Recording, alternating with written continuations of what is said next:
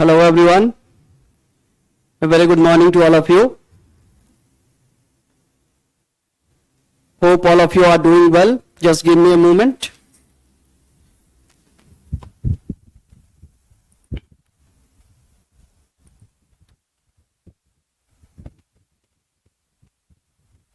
Good morning, Abhishek.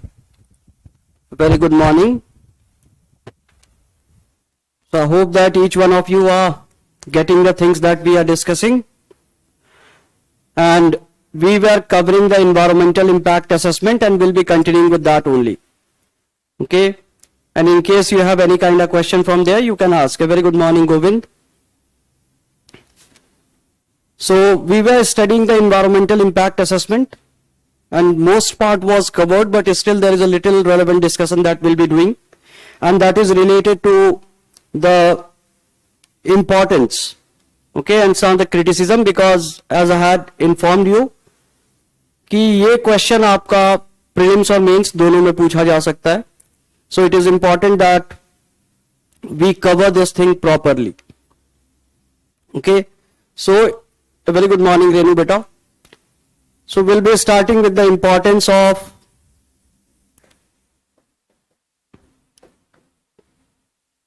EIA. So we have covered a lot of things and I expect that all of you will be at least able to manage some of the points that has to be written here. Special beta, a very good morning. W beta, खुश रहिए, good morning.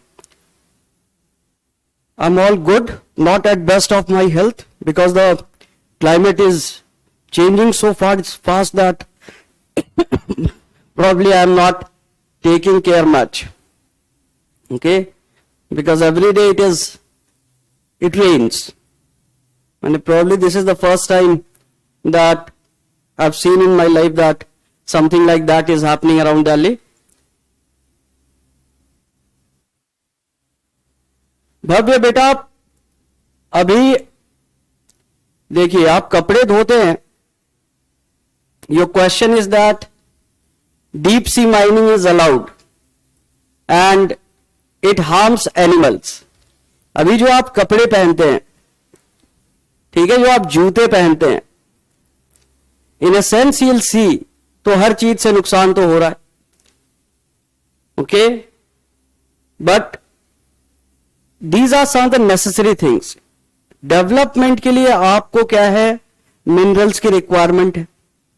Okay, तो these damages are because of the necessity that the human civilisation has. Development is a necessity. ठीक है, अगर आप एक तरह से देखेंगे तो हर वो काम जो हम कर रहे हैं, आप अभी पढ़ ही रहे online, it is damaging the nature. या फिर आप क्लासरूम में भी जाके पढ़ेंगे, it will be damaging the nature because you will want AC. 100 लोग रहेंगे बिना एसी के तो होगा नहीं.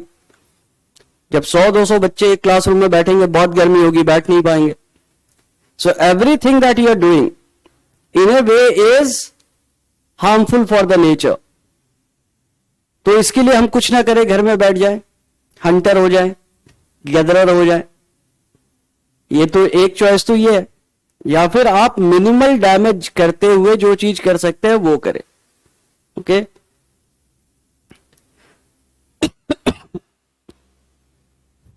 The weather is not changing.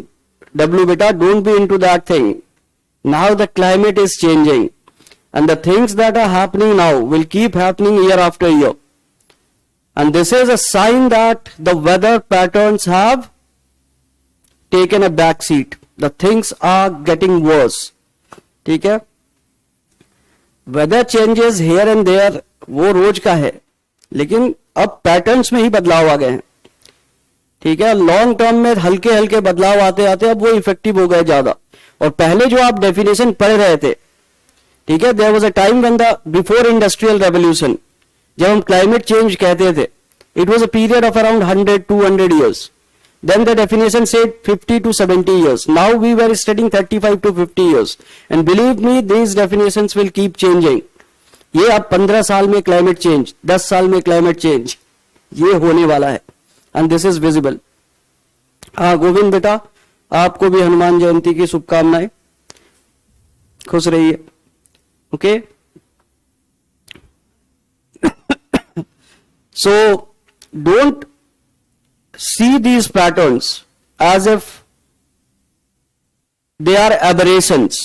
Now they are not aberrations. This is something that will be more visible more frequently.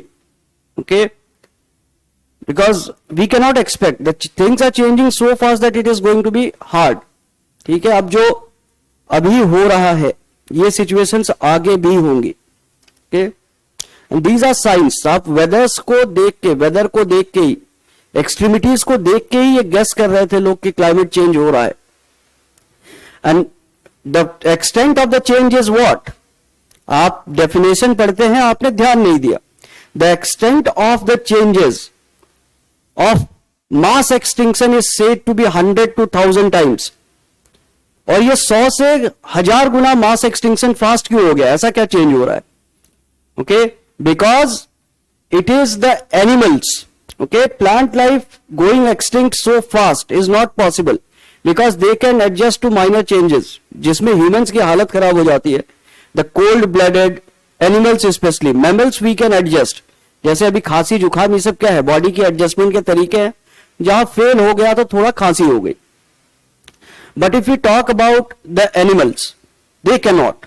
और वो आज हम पढ़ेंगे. ठीक है, एडेप्टेशंस को आज हम पढ़ने वाले, because I had said that will be focusing more on those areas now which will be asked in prelims. ठीक है, तो various type of adaptations what happens will study today only, but after discussing this part. ठीक है, तो मुझे पहले आप लोग बताएं कि ये क्या है. What is this? What is the importance of environmental impact assessment? जितना आपने पढ़ा उससे क्या समझ में आया? The things that we have already discussed, what are the things that you have understood, and based on that if there is a question which says the importance of EIA, ऐसा या प्रीलिम्स में ही 4 option दे दे, तो आप क्या choose कर सकते हैं? या मेंस में आया तो क्या लिख सकते हैं? Because we had a whole lecture on it, we have covered the different aspects, so I want this answer from you. I want this thing from you. Astha beta, very good morning.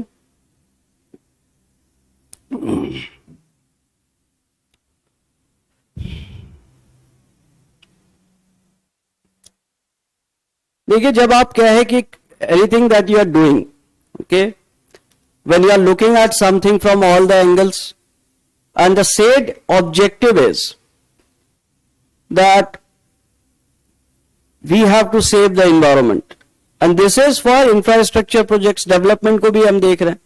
So the first importance of environmental impact assessment is that it is trying to create a balance between the environment and the development process. Okay, so creating a balance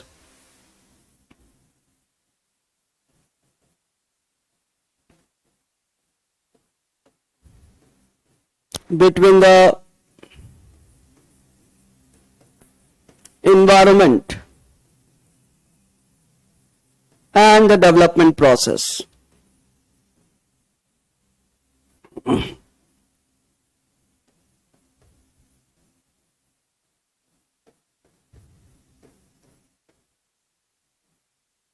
Okay, this is very good W beta, Govind, very good. ठीक है, and when you study something, we are looking into all the pros and cons, we are involving the people, we are doing the research, we are discussing. So it is one of the cost effective methods to reduce the investments that are happening in development. हमें पहले से पता होगा कि ये दिक्कत आ सकती है अगर हमने वैसा किया. Okay, so it will reduce the cost, it will reduce the impact on environment. Bhumi beta, this is the first thing that we are discussing. Okay, so it helps to reduce the cost of the project.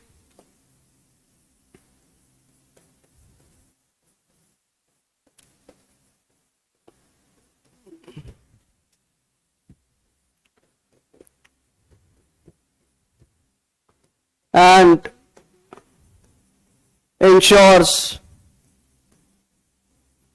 minimal damage to the environment. Damage नहीं होगा ऐसा नहीं, आप कुछ भी बदलेंगे तो damage तो होगा ही.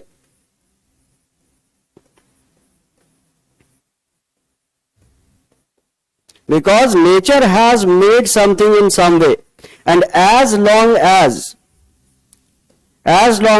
as humans were not interfering, this balance was not getting disrupted. ठीक है, वो कहीं ना कहीं पॉपुलेशन बढ़ रही है तो ठंडा ज्यादा कर दिया और पॉपुलेशन वो कम कर लिया. टेम्परेचर ज्यादा बढ़ने लगे तो मेल्ट करके क्या है टेम्परेचर को मेंटेन कर दिया. आइस क्या है, ठंडा पानी हर जगह फैल गया, आइस मेल्ट हुआ तो. So nature had its own way of balancing the things, but since we humans started doing these things, we started damaging the nature. So anthropogenic activities ही कारण है जिसकी वजह से ये बैलेंस बिगड़ा है. ठीक है, नाउ इट अगर हम डिसीजन मेकिंग की तरफ से रखें, ठीक है, from the side of decision makers, so it is a enabling work. Okay, it is making everything easy for the decision maker. So how to do the thing, आपको क्या है कि रिसोर्स मैनेजमेंट इजी हो जाता है. So each and every aspect of the planning process and the decision making process becomes easier. Okay, so write down the environmental impact assessment. The environmental impact assessment helps the decision makers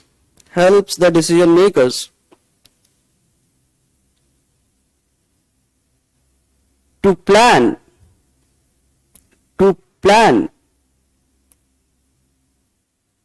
the things in a manner, to plan the things in a manner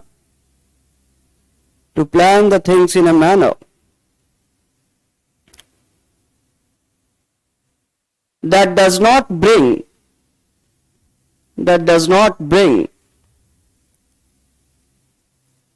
hurdles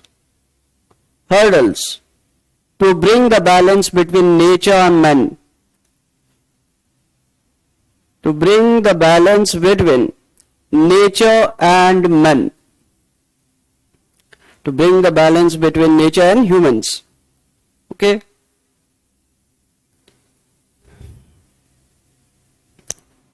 अब ये क्या है कि future disasters को भी पता कर लेता है, उसके लिए मिटिगेशन मेजर्स होते हैं. So minimal damage during a disaster related to the project, related to the infrastructure. Okay, so write down the environmental impact assessment. Sorry, the environmental impact assessment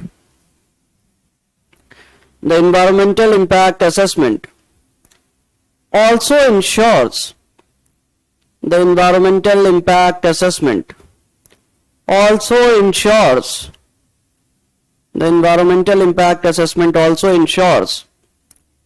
that there is a minimal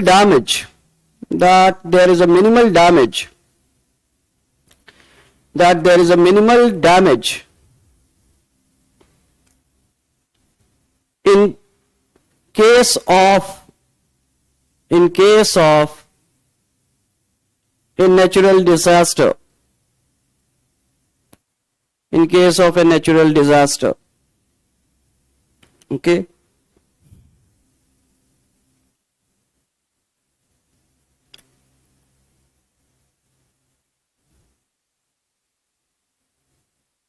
now अगर इसी की हम बात करते हैं, it also focuses on what, the regenerative capacity. Whenever you are doing a project, we are not only focusing on the damage, we are also focusing on the regenerative capacity of the environment. So the planning is such that in near future the environment can come back to the situation where it was. Okay, so write down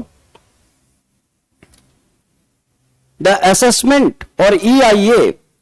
The EIA ensures that the development process is within the limits of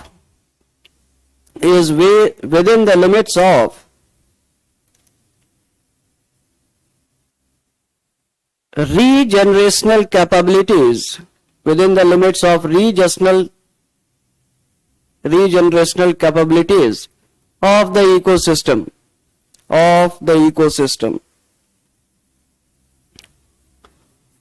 ठीक है, तो these are some of the importance. Now अगर short Cummings की बात करें,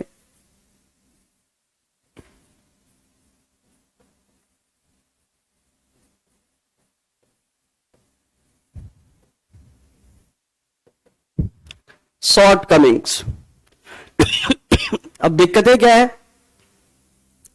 दिक्कतें बहुत सारी हैं, because whenever you want to do a project and you are looking at the environmental angle and you have so many things in this, बहुत सारे processes involved है, it means that the project is going to get delayed.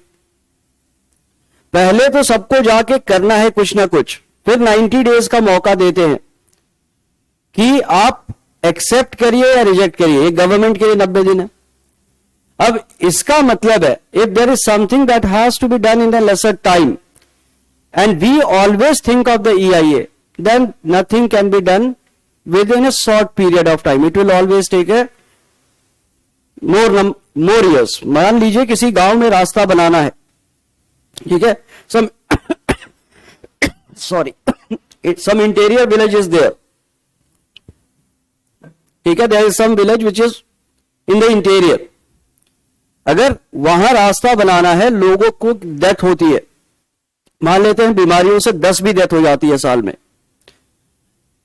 And you are taking 1 year to build, at least indirectly this process becomes the cause of death of those 10 people.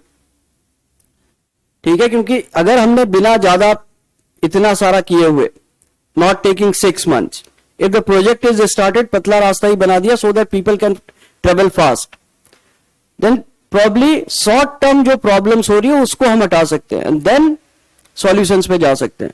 But if somebody insist कि नहीं EIA करेंगे तभी करेंगे, तो ये problems आएंगी. Okay, some economic project, let's say कि Japan ने बोला कि हम पैसा देंगे, आप क्या है रोड बनाइए दिल्ली से मुंबई तक. Okay, Delhi Mumbai industrial corridor. Okay, you must be aware that the target span क्या है जितना रखा गया था, 96% of that was achieved by the government without any difficulty. सिर्फ 4% एरिया में डेवलपमेंट नहीं होने की वजह से ये प्रोजेक्ट स्टार्ट नहीं हो पा रहा था. तो that kind of problems can be there. Most of the projects अब पेंडिंग हो रहा है, मतलब क्या है, जापान भी दुखी है, not only us, because they have invested a lot and they expect that when this thing will start the revenue will start coming, तो वो नेक्स्ट प्रोजेक्ट के लिए पैसा देंगे, तो उनके लिए भी डिले हो जा. ठीक है, so write down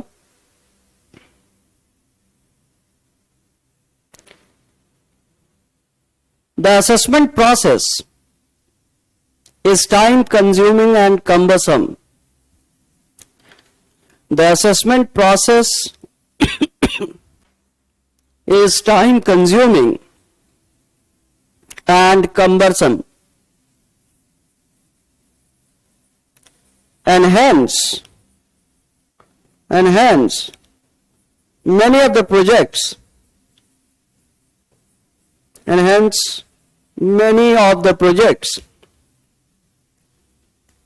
get delayed. Many of the projects get delayed which have both मत लिखिए, which have social economic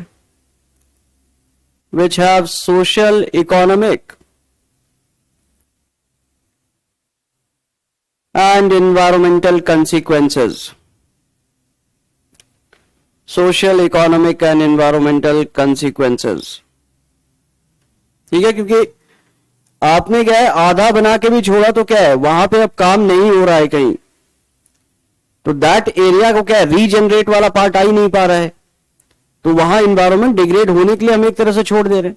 okay, so indirectly environment जिसे बचाना है उस पर भी निगेटिव इंपैक्ट हो जाएगा. Okay, second one is applicability. आप क्या है कुछ कुछ प्रोजेक्ट्स में क्या है कि it will not be applicable कह देते हैं.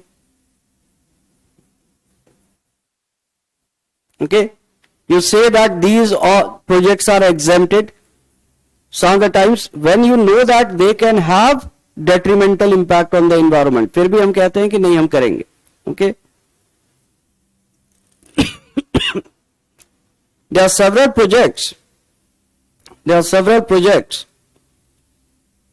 which may have negative impact on the environment. There are several projects which may have negative impact on the environment,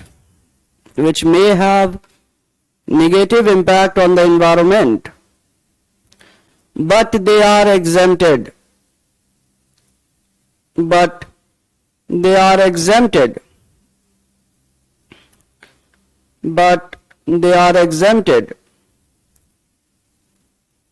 From the scrutiny of EIA.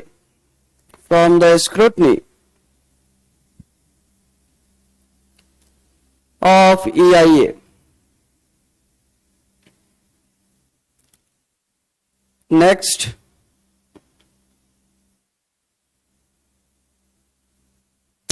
जैसे अभी news में चल रहा है, ठीक है, when this cheetah died, okay, one of the cheetahs died, the court has to seek the information if the expert was really an expert. And why does this thing happen? Because in past we have seen that the expert committees are not having the right kind of people with right expertise. Okay, though maybe on paper they show the expertise, but the appointments are like not always on the real terms, but in some favorable terms. ठीक है, लोग सही से उतनी expertise नहीं होती है, उस पैनल में वो भी चले जाते हैं. So write down. It has been found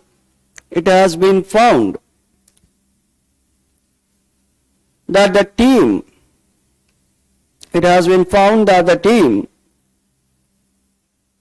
formed for conducting the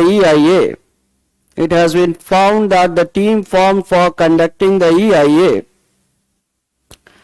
lacks the expertise many a times.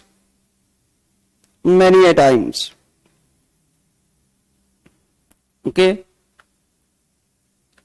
now अब पब्लिक हियरिंग की बात करते हैं. हमने पढ़ा कि पब्लिक हियरिंग होती है, every report is put in the domain for the people to C.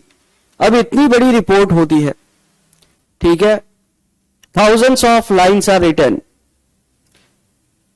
and not necessarily all the people who are staying there, उन्हें पता ही हो कि भाई ये क्या लिखा हुआ है, किस भाषा में लिखा हुआ है, या उतना पढ़ने का पेशेंस किसको है. तो इनिशियल स्टेज में आप अवॉइड कर देते हैं, फाइनल स्टेज में हियरिंग की बात हो रही है, तो कहीं ना कहीं डिस्करेज करने जैसा लगता है. ठीक है, कि people are not actually getting involve, but it is just like हमने अपना काम किया. So third point,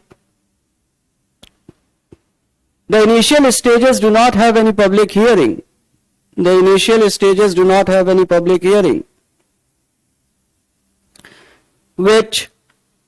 Which often leads to conflicts. लोग जानते ही नहीं है क्या हो रहा है, प्रोटेस्ट करने लगेंगे कि हमारी जमीन पे ऐसा कर रहे हो वैसा कर रहे हो. Which often leads to conflicts and also creates problems for the project clearance,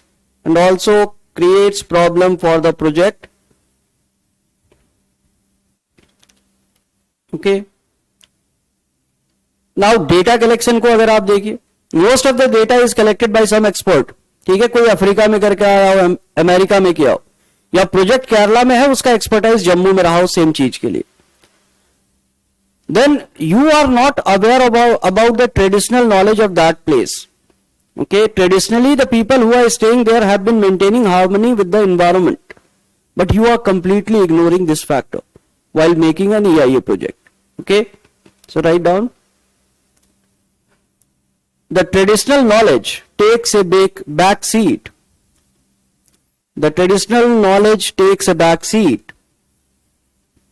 In the EIA process.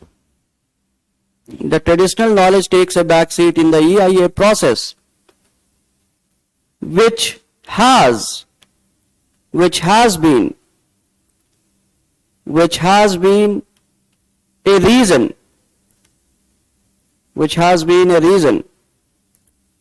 for many of the problems, that people face in the surrounding, after the project completion.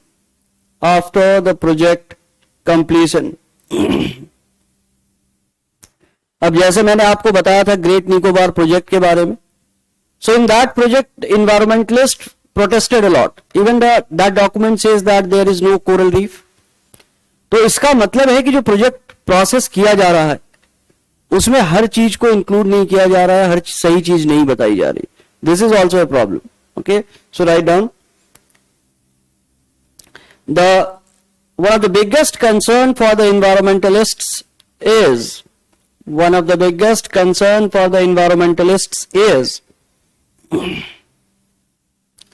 the quality of EIA process.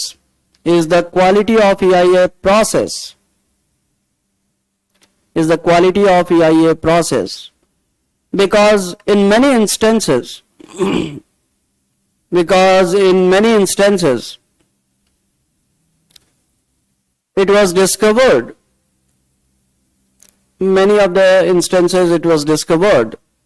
that some of the information was deliberately not put in the public domain. Full stop. For example, the EIA process for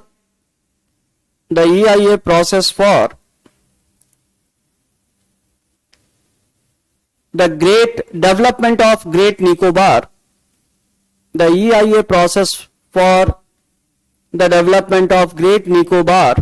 mentions that there is no coral reef in the area where the project is being implemented. There is no coral reef where the project is being implemented. Full stop. But other documentation of the government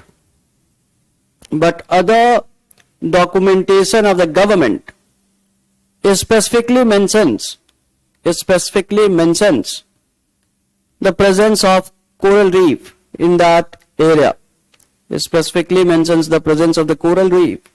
in that area.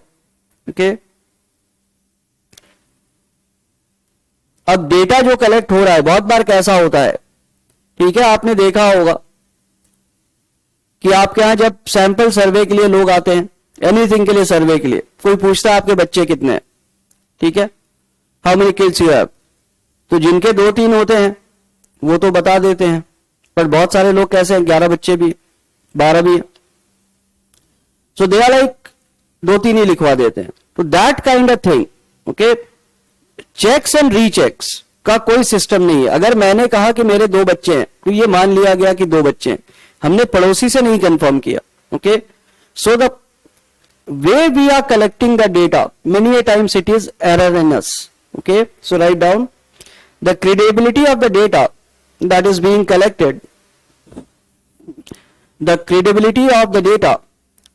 being collected, is erroneous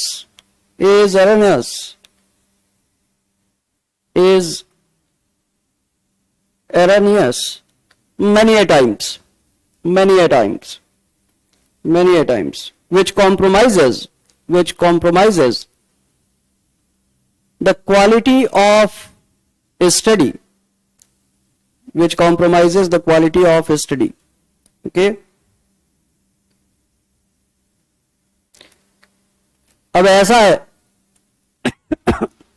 कि आपको border roads बनाने हो, nuclear plants बनाने हो, तो confidential कह के भी नहीं बताया जाता है, ठीक है. तो there are so many things that is happening ठीक है, environmental impact है, the kind of development that we have seen in some of the mountainous areas in India. So the kind of disasters we have seen after that, you can definitely tell that EIA process was not right. Okay, तो आपको ध्यान ये देना है. And emergency plans were also not in place. After data is collected, it is used, Govind अपने language में लिख लीजिए उसको. After data is being collected, अब कोई बुक वाली लैंग्वेज तो थी नहीं, अब मैं पूरा ही डिफरेंट लैंग्वेज बताऊंगा. Okay, after the data is being collected, the quality of the process is compromised at every stage. ठीक है, जब एरनीनस डेटा आप लेते हैं, the quality is compromised at every stage. आपका क्वालिटी ऑफ रिसर्च गलत हो गया तो क्वालिटी ऑफ डिसीजन मेकिंग गलत हो गई, क्वालिटी ऑफ प्लानिंग गलत हो गई, क्योंकि डेटा डिपेंडेंट सारा था, आपने डेटा पे ही सब कुछ बनाया. तो आपके जो इन्वायरमेंटल मेजर्स आपने लिए हैं वो भी एररनेस हो गया, आप जो हजार्ड मैनेजमेंट करने वाले हैं वो भी एररनेस हो गया. Okay, now you all are preparing for responsible positions. ठीक है, all of you are looking forward to become civil servant. So as a civil servant, ये तो वो चीजें हैं जो कोई कॉमनर भी बताएगा. But if you look at the nature of the exam, what they want from you, they want a solution from you. You are being prepared to be those individuals which are not stuck to the problems, who are solution oriented. तो आपसे पूछा जाएगा कि what recommendations can be there from your side to improve the EIA process.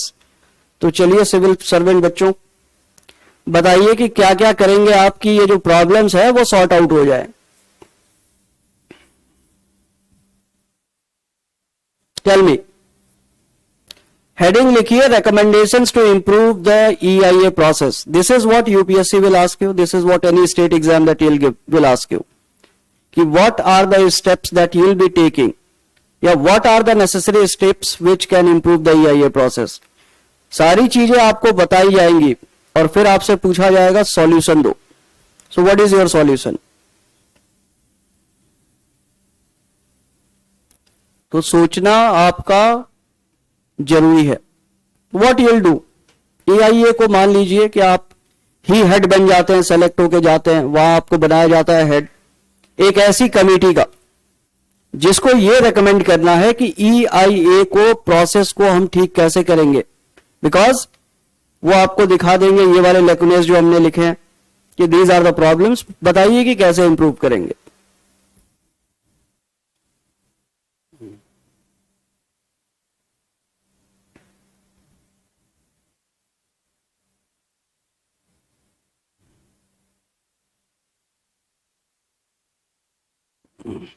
Tell me.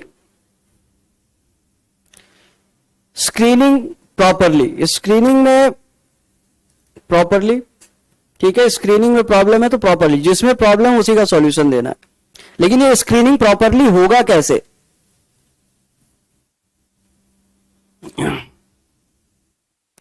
This screening properly can only happen if, जैसे expert committee चाहिए, expert आदमी सही नहीं है तो स्क्रीनिंग सही नहीं है. जब प्रोजेक्ट स्पेसिफिक हो, किसी ने आपका ब्रिज बनाया इसलिए उसको डैम बनाने के लिए नहीं भेजना चाहिए. ठीक है, somebody has saved टाइगर तो आपने चूहा बचाने भेज दिया. That should not be the case. Okay, हाँ, स्पेशल बेटा हमारा टॉपिक है कि आप प्रोसेस को कैसे ठीक करेंगे, जगह पे जाके क्या करेंगे वो नहीं है. ओके, ट्रेडिशनल नॉलेज के बारे में हमने बात की, लोगों को इन्वॉल्व करने की बात करेंगे. हाँ अभिषेक, shortening the project clearance time, speeding up the EIA process, and that can be easily achieved if the expert is really expert of the specific thing.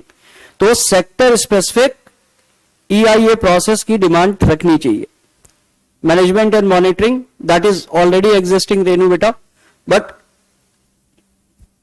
हाँ, that management has to be recorded and available for review.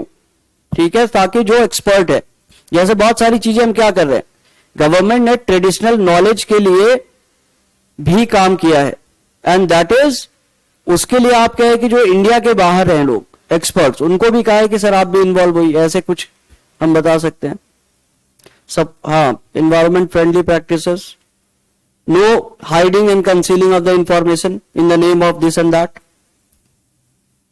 ठीक है।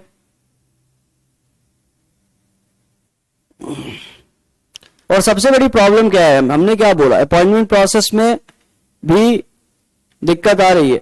इसका मतलब है कि EIA जो है वो इंडिपेंडेंट ही नहीं है। हाँ आस्था बेटा, that is a good advice. We let us focus, एक आदमी की रिस्पॉन्सिबिलिटी 5-10 गांव कवर करने की ना हो, एक कस्बा ही कवर करे, but he should have enough time. Target देके भेजेंगे, you have to collect data of 100 people and practically anybody can reach only 30-40 people in a day. दिन भर भी घूमेंगे, बात करेंगे, 15 मिनट बात करने में, 15 मिनट जाने में, still you have 12 hours. Let us suppose that he works for 15 hours, still 100 is not possible. तो टारगेट्स रियल हो, ओके, लेकिन इंसेंटिवाइजेशन जो चीज है कि जितना ज्यादा किया उतना ज्यादा मिलेगा, तो डेटा कुछ तो घर पे अपने ही भर देते हैं, अपना नाम भी लिख दो, एक भी बच्चा नहीं है, 2 बच्चे मेरे भी लिख दो, ओके। हाँ अभिषेक, special, Aastha,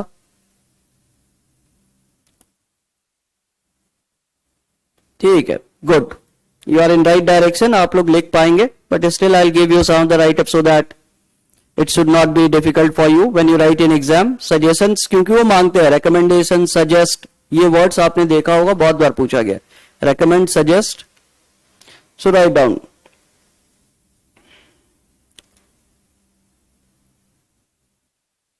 there is a need,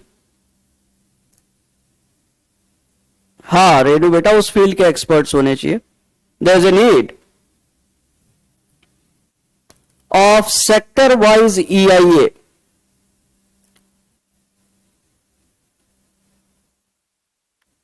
sector wise EIA with sectoral heads, with sectoral heads। किसी का एक्सपर्टाइज क्या है कि थर्मल पावर प्लांट को बनाने में है, तो उसको वही भेजिए, ठीक है, पावर प्लांट्स के लिए ही भेजिए, with sectoral experts.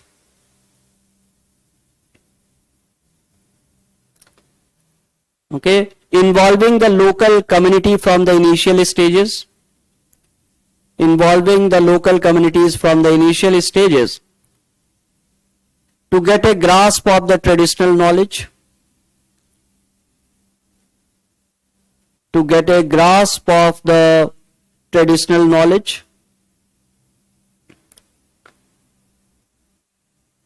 to get a grasp of the traditional knowledge. Next, creating a central database,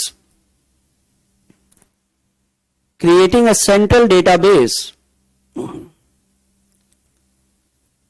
which can be reviewed, which can be reviewed by other experts, which can be reviewed by other experts, which can be reviewed by other experts who may have exposure, who may have exposure to the kind of projects, to the kind of projects or the area under study, or the area under study, ठीक है। बहुत सारे expert कैसे उस field में काम कर रहे हैं लेकिन आपके लिए अवेलेबल नहीं है, आपने पब्लिक डोमेन में रख दिया, तो वो देखेंगे, वो इन्फॉर्म कर पाएंगे कि भाई ये डेटा मुझे डाउट हो रहा है, ऐसा कुछ अलग होना चाहिए। या फिर सम इंडिविजुअल जिसने 4 साल पहले वहां काम किया हो, तो 4 साल में ड्रास्टिकली तो कुछ बदल नहीं रहा है, सो दे कैन रिव्यू। 2 साल पहले काम किया हो, 1 साल पहले काम किया हो, अब अलग जगह चले गए हो, तो दे कैन गिव फीडबैक कि दिस कैन बी एररनेस, ओके। तो आपका ऑथेंटिसिटी डेटा का बढ़ जाएगा, ओके। अब नेक्स्ट क्या है कि कोई ऐसा कुछ प्रोजेक्ट्स के बारे में बताया नहीं, ऐसा नहीं होना चाहिए. Okay, all the project should undergo the review process. All the projects should go under the review process, which can have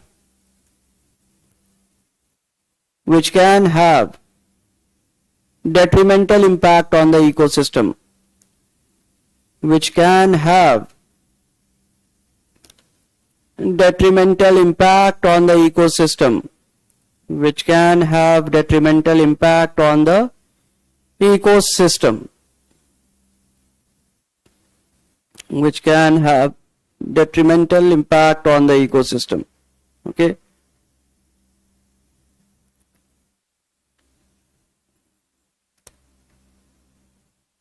now अब पब्लिक हियरिंग की हमने बुराई की थी कि वो गलत तरीका है, उसके बारे में भी आप लिख सकते हैं. The public hearing must start from the initial stages only. The public hearing must start from the initial stages only. The public hearing must start from the initial stages only. To avoid the complications later.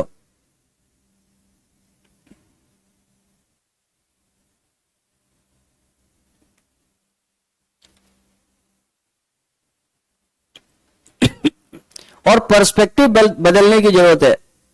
जब भी हम development के नाम पे कहीं जाते हैं तो हम सिर्फ ये सोच रहे होते हैं कि ह्यूमंस को क्या मिलने वाला है, what we humans can get. But the thing is, if we go to that place and we start considering कि how we can benefit the nature by building this thing, what compensation can we give, तो हमारा change in attitude can help.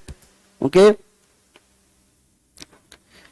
the change in attitude of the policy makers, the change in attitude of the policy makers, comma, a shift from exploitation of the resources, a shift from exploitation of the resources to natural resources, a shift from exploitation of the resources to conservation of the resources can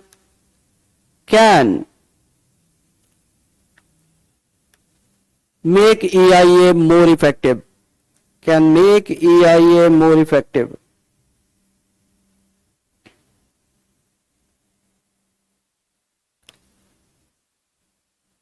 ठीक है. Now clearance की जहां तक बात है, आप में से सभी लोगों ने कहा भी, okay, the clearance of the project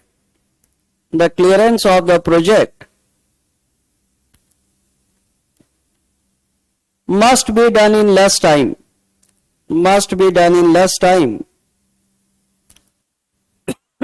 as unnecessary delays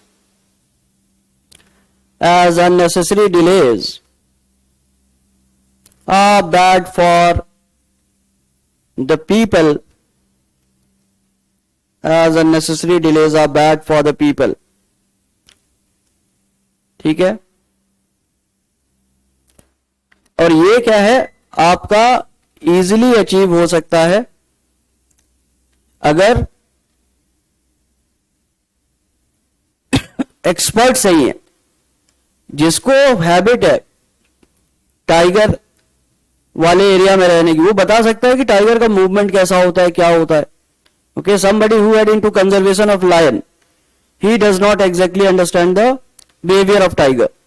So development of project में वो इनपुट काम नहीं आएगा. lion is like chill करो, फैमिली वाले जाके शिकार करके लाएंगे. tiger is like it will go in any direction until and unless it gets its food. Okay, so spotting a tiger is not easy, but spotting a lion is easy because mostly क्या होता है, वो camouflage का help लेते हैं, लेकिन वो 4-5 होते हैं, कोई तो गलती करेगा, दिखाई देगा. ठीक है. नाउ मॉनिटरिंग रिड्रेसल कैपेसिटी, सब पे आप लिख सकते हैं, जितने हमने प्रोसेस पढ़े हैं हर में कमियां हैं. So if there is a question, try to write these points, maybe you can add some more points जो आपके दिमाग में आ रहा है. Okay, you must talk about capacity building के बारे में हमेशा बात करना चाहिए. Okay, we have to build the capacity of the NGO. सिर्फ गवर्नमेंट एजेंसी को स्ट्रांग मत करिए. Okay, add to the capacity of the NGOs, add to the capacity of the civil society, so that they can actively participate in the things that are happening. अगर ऐसा कोई step लिया जा रहा है तो वो एक्टिवली पार्टिसिपेट कर पाए. They must be in a position to actively participate. Okay, so maybe write down, capacity building पे लिख लीजिए.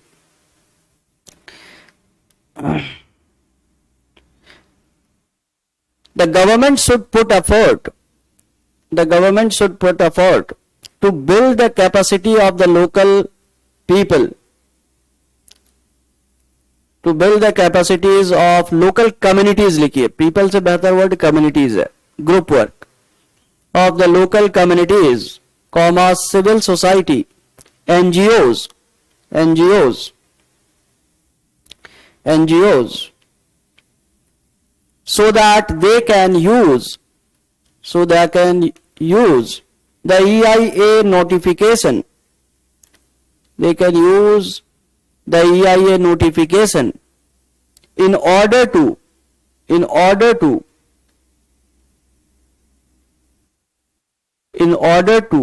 give better inputs, in order to give better inputs for the decision making, for the decision making. Okay, अब देखिए, आपको पता है redressal mechanism क्या है, नेशनल ग्रीन ट्रिब्यूनल है. ठीक है, ये आपने पॉलिटी में इसके बारे में पढ़ा होगा, नेशनल ग्रीन ट्रिब्यूनल के बारे में. So the national green tribunals या वेरियस ट्रिब्यूनल्स के बारे में आप पॉलिटी में पढ़ते हैं. नेशनल ग्रीन ट्रिब्यूनल में जज होते हैं जिन्होंने लॉ पढ़ा होता है, इन्वायरमेंट नहीं पढ़ा होता है. सो अभी भी इन्वायरमेंट को लीगल एस्पेक्ट से देखा जा रहा है. Okay, it is not being looked from the perspective of environment, it is being looked from the perspective of legal. और जब आपका पर्सपेक्टिव ही गलत हो तो आउटकम्स कैसे सही आएंगे. अगर आप सिर्फ इसलिए एनवायरमेंट पढ़ें, ठीक है, कि मुझे नॉलेज चाहिए, तो आप आईएएस नहीं बनेंगे ना. फिर आप एनवायरमेंटलिस्ट भी बन सकते हैं, आप कुछ और भी बन सकते हैं, लेकिन आप स्पेसिफिकली कुछ चीजों को पढ़ रहे हैं क्योंकि आपको पता है कि पेपर में ये आता है, तो चांसेस है कि आप आईएएस बनेंगे. ओके, नहीं तो कॉलेज में सभी पढ़ रहे हैं, एनवायरमेंट कंपलसरी सब्जेक्ट है. ठीक है, आप वो इंजीनियर हो, डॉक्टर हो, बीकॉम वाला हो, बीए वाला हो, बीएससी वाला हो, आप में से हर बच्चे ने पढ़ा होगा ग्रेजुएशन में एनवायरमेंटल, वो कंपलसरी है. But do you think that that studies, the kind of study that you have done in college is going to be any relevant to, it can help in the preparation process क्योंकि friendliness है आपकी, but वो आपको perspective नहीं दे रहा है ना. Right, तो कॉलेज में मैनेजमेंट इंजीनियर्स का भी सब्जेक्ट होता है, तो अब जाके मैं मैनेजमेंट वाले को बोलूं कि मैं पूरा मैनेजमेंट संभाल लूंगा, तो that is not the right thing. So for redressal also the mechanism has to be right. इस पे भी एक दो लाइन लिख लीजिए.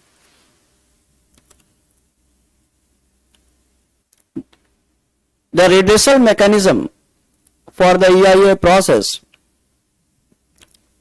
the redressal mechanism for the EIA process involves National Green Tribunal, NGT, National Green Tribunal.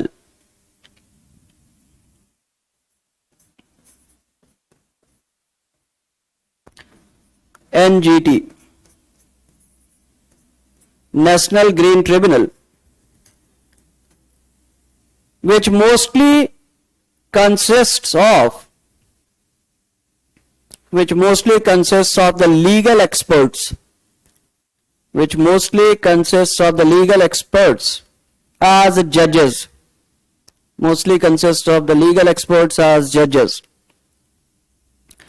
and in order to achieve the best redressal,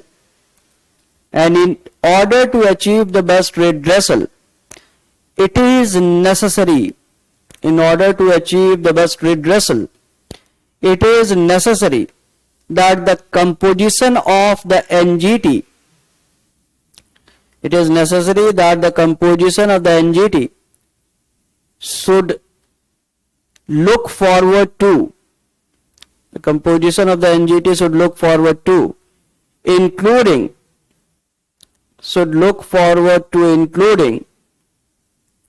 more of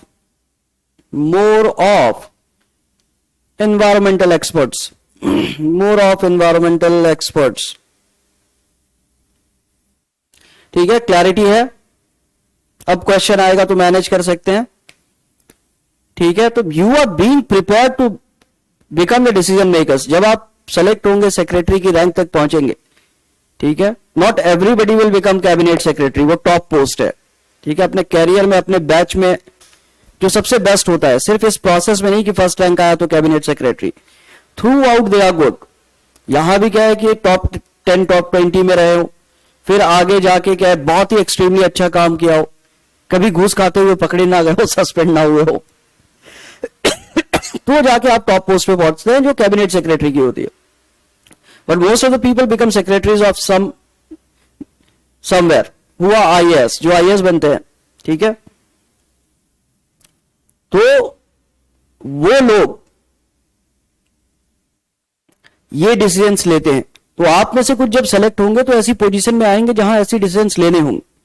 and this is the reason that UPSC keeps asking कि आज भी कोई जो सोच नहीं पा रहा है किसी चीज के बारे में, तो लॉन्ग रन में वो नहीं सोच पाएगा.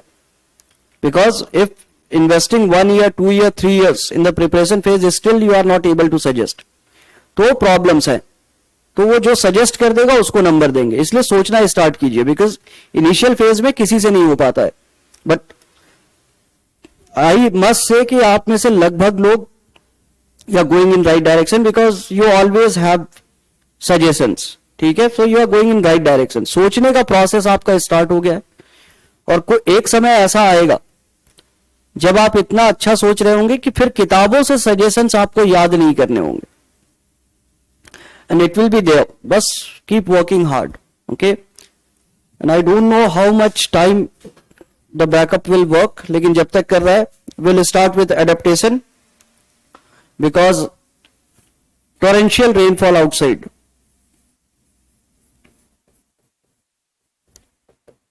Okay? Lightning, thunder भी हो रही है, so बहुत ज्यादा बारिश है बाहर. So let's hope we can continue.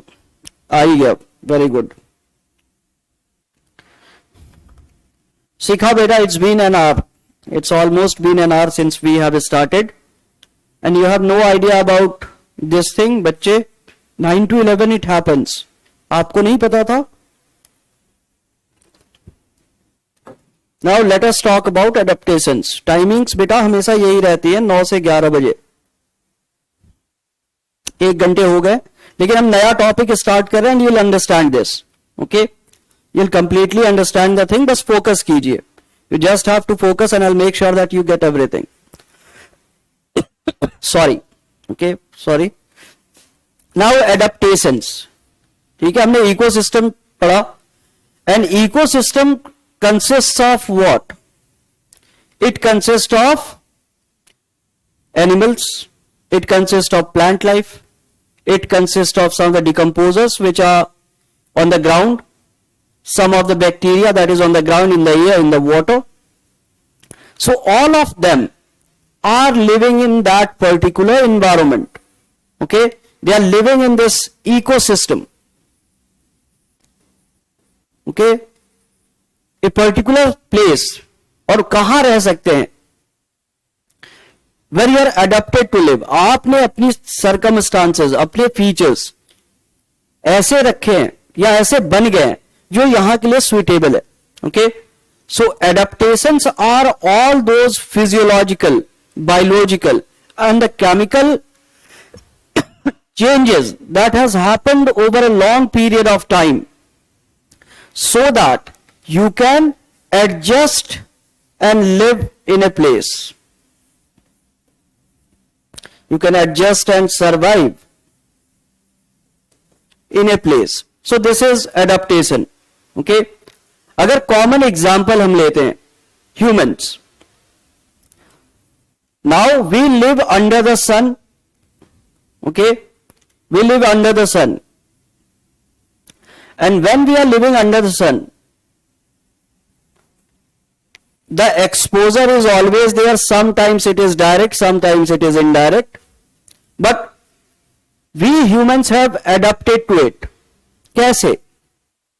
Okay, though many a times you do not discover कि some process starts when we go into the sun, but if you stay in the sun for a very long time, जैसे बचपन में आप में से कुछ लोग धूप में बहुत खेलते रहे होंगे, ठीक है, तो टैंस हो जाते थे, ओके, काले धब्बे हो जाते थे, या मे बी घूमने कहीं गए, बहुत ज्यादा धूप में रह गए, सो टैनिंग स्टार्ट्स.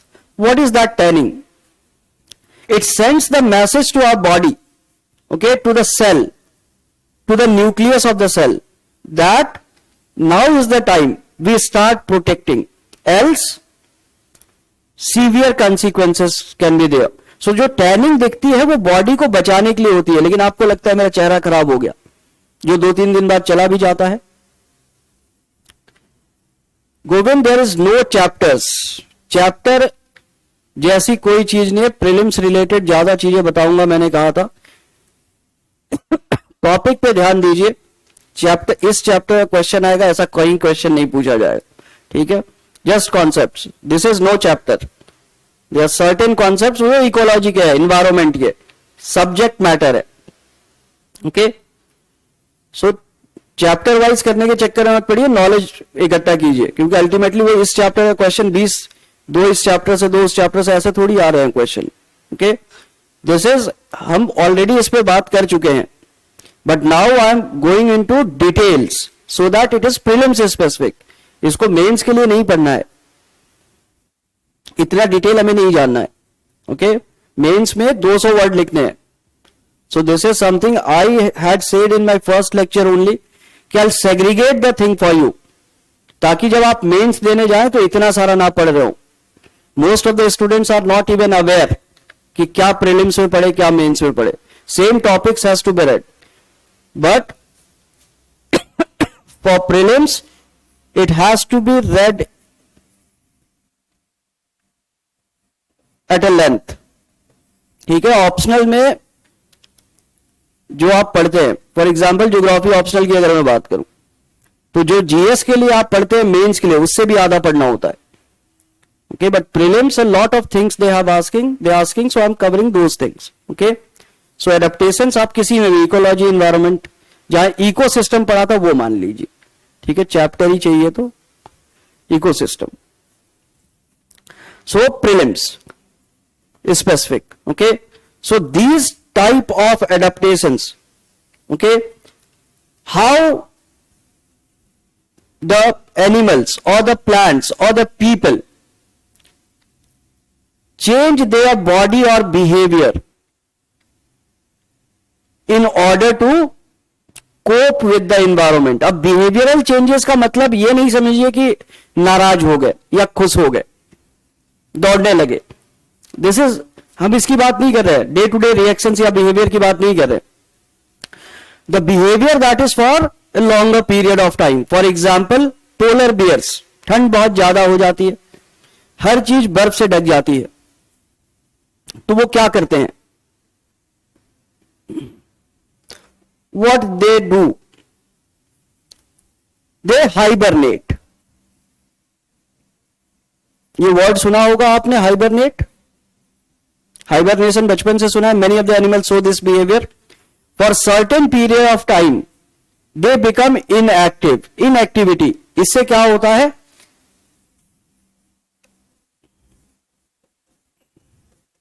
हाइबरनेट शब्द सिर्फ कोल्ड सीजन के लिए है, कोल्डर क्लाइमेट्स में हाइबरनेशन होता है, ठीक है. सो इनएक्टिविटी, इससे क्या है? रेट ऑफ रेस्पिरेशन रिड्यूसेस, यानी आपकी एनर्जी कंजम्पशन, वाटर रिक्वायरमेंट सब कम हो जाती है, okay. And in inactivity survives the harsh period.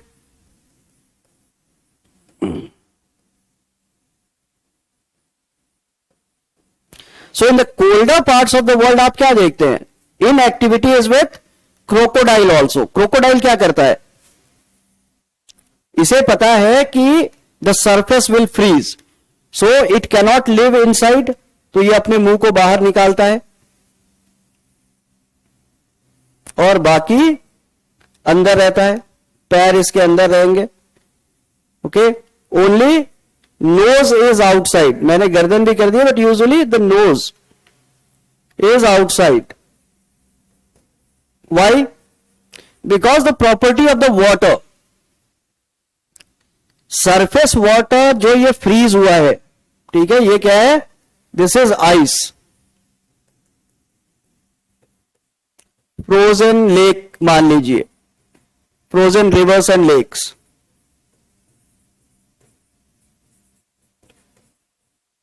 So the temperature that is inside, it is,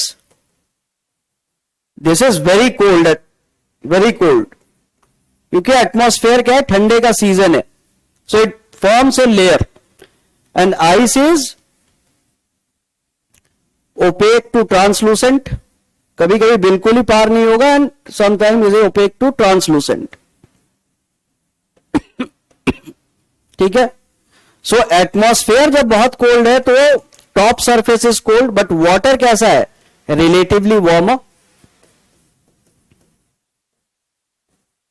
because it is not directly in touch with the atmosphere. It is not directly in touch with the atmosphere. ठीक है, तो ये relatively warm होता है. Plus जब धूप होती है, ये क्या है, most of the albedo is very high, but as it is translucent, so some of the heat ये capture करता है. So this crocodile survives the colder period. और जब ये बर्फ पिघलती है, ये फिर से उठता है, फिर से शिकार पे निकल जाता है. So all these things are what? These are behavioral. They have made their behavior in such a fashion that they'll go for inactivity during certain seasons. ऐसे ही आप स्नेक के साथ देखिए, ठंडे का सीजन में आपको सांप नहीं दिखेंगे. ओके, कोल्ड सीजन दे गो इनटू इनएक्टिविटी, किसी बरो में घुस जाएंगे and they will go into deep sleep. And after the season is normal, थोड़ा वार्म हुआ, दे विल कम बैक, फिर से एक्टिव हो जाएंगे. So this is all behavioral. Okay, ये कैसी एक्टिविटी है, behavioral. But this behavior, if we talk about the adaptation process, this behavior has not been developed in a single day. Neither it has developed over only 5-7 years. Okay. Such behavioral changes most of the times have taken many years. Okay, बहुत सारा समय लेके ये हुआ है. But some of the behavioral changes are of short period. Adaptation में short term और long term है. तो ये जो हमने एग्जाम्पल लिया, ये है लॉन्ग टर्म. ओके, फट से चेंजेस हुए. जो सन का मैंने बताया, melanin. Okay, this is a short term response.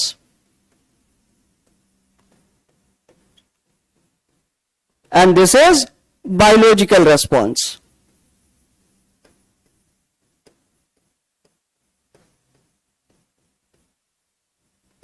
Okay, but color, our skin color is like what?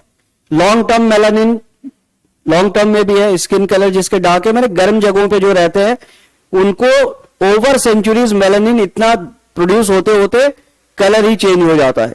Okay, now same thing अगर आप पहाड़ियों पे जाते हैं, ठीक है, acclimatisation, sudden changes. Okay,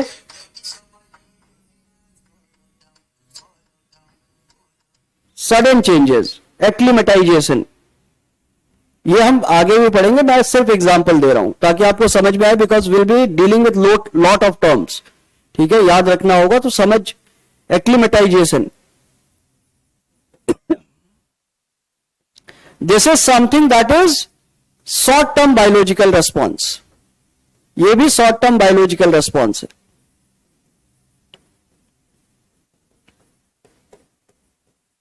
Okay, trying to adjust to the environment. For example, a very good morning Nishant beta. For example, you are used to living in, let's say, UP, Bihar, Bengal, Haryana, Punjab. ये क्या है, पहाड़ियां बहुत ज्यादा नहीं है. Okay, somebody from these places goes to, let's say, Ladakh. The moment you are going from here to here, now this atmosphere, अब ये ऊपर है, ठीक है, यहां क्या है, नीचे है. तो most of the atmosphere gravity की वजह से कहां होता है, सबसे dense air. In the plain areas there is more air, it is easy to breathe. Sorry, it is very easy to breathe. आपको सांस लेना बहुत ही आसान है, ये बहुत सारा ऑक्सीजन है चारों तरफ. The moment you go to this place, suffocation start हो जाएगा.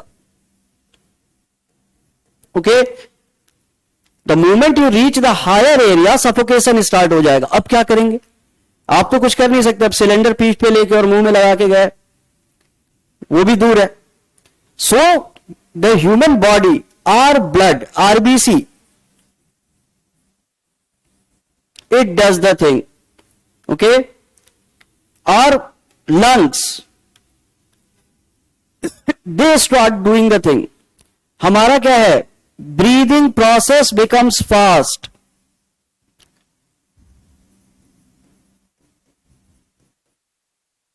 Okay, you'll see there is change in the breathing patterns. It changes, and when these changes are happening in the breathing process, now you are taking the air at a faster rate.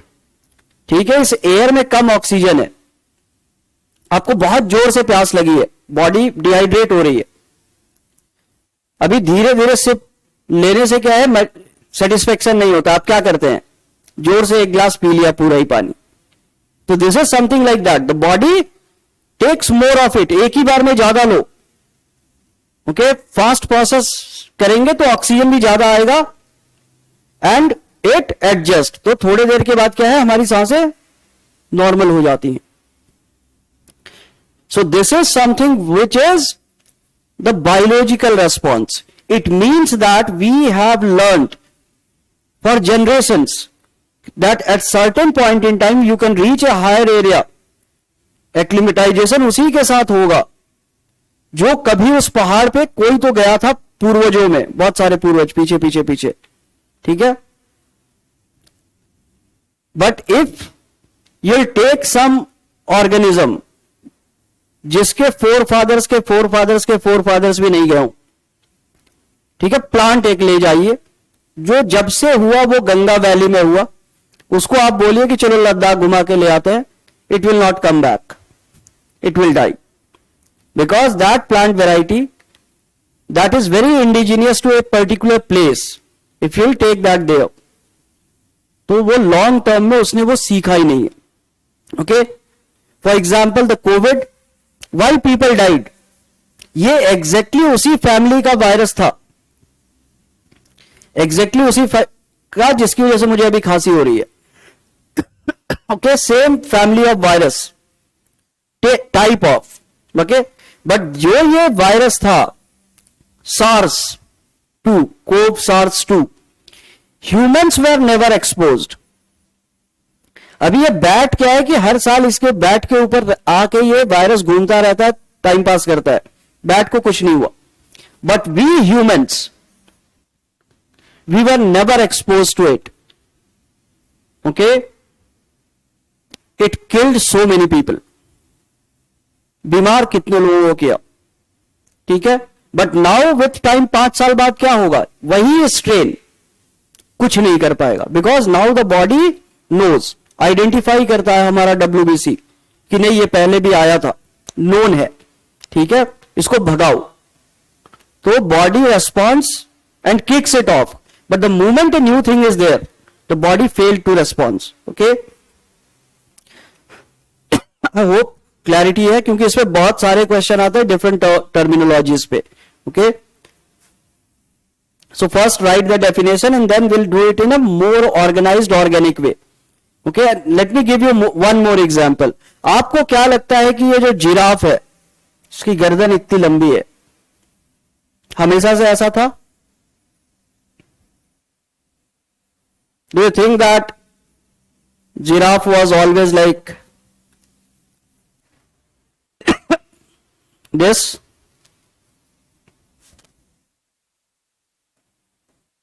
अब physiological changes को, biological का example मैंने दिया, I am taking example of physiological and then will look into definitions and types.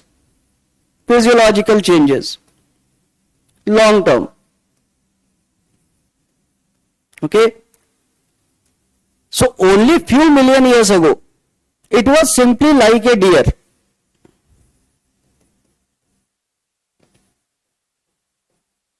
ठीक है, ये बस एक डियर जैसा था. Okay, but that was a time when most of the animals were like this. ठीक है, तो बहुत सारी वेराइटीज क्या है, वो मरने लगी. ठीक है, because the trees were this toll.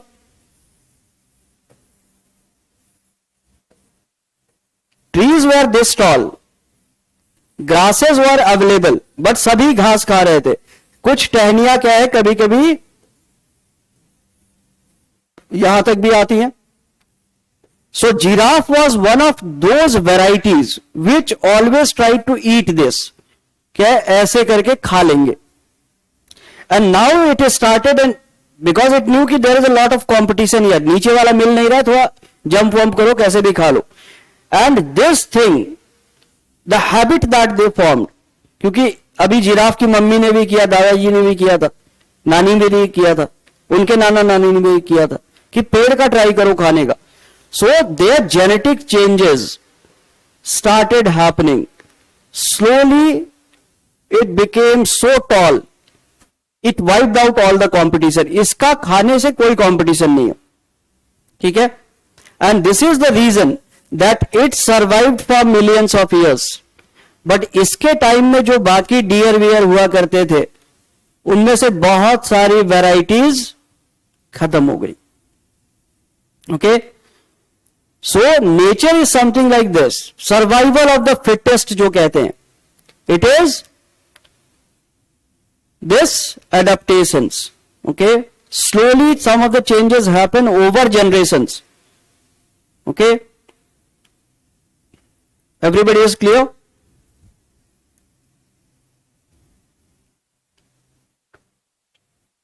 ठीक है, so now write down adaptations.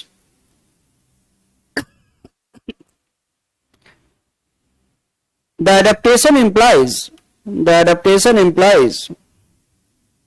how a species changes its body,